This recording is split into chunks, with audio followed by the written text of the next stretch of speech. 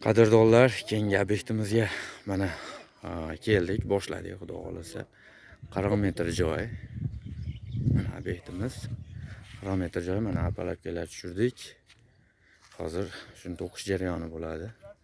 Ulgisak, vaqt topasa olamiz, syomka qilamiz apalakka to'qish jarayonini.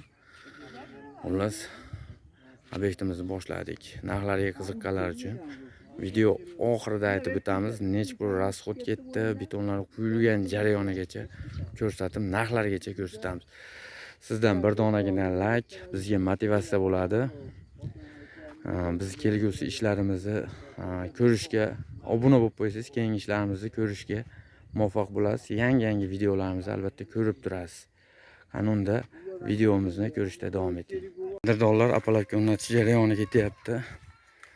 Sizlarga shu nimani bir narsani aytib o'tish lozim deb bildim.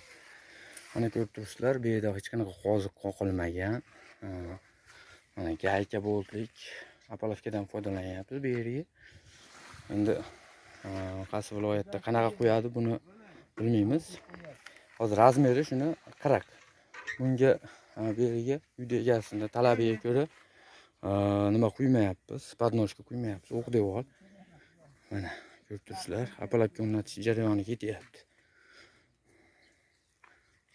Qadrli obunachilar, mana apalakkamizni o'rnatib bo'ldik. O'q devoriga beton quyapmiz hozir.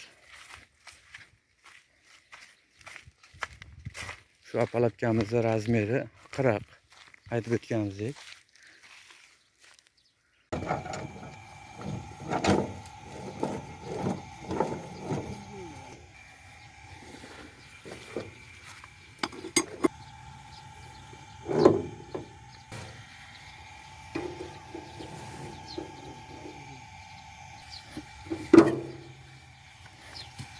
Dollar, mana obyektimizni ko'rsatishda davom etamiz. Mana sifatiga bitta baho berib qo'yinglar.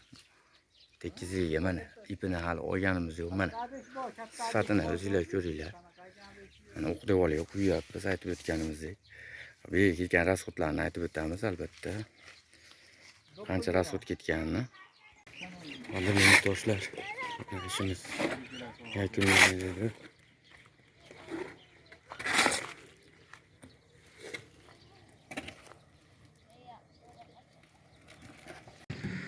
Qadrdonlar, obyektimiz ham o'z nihoyasiga yetdi mana.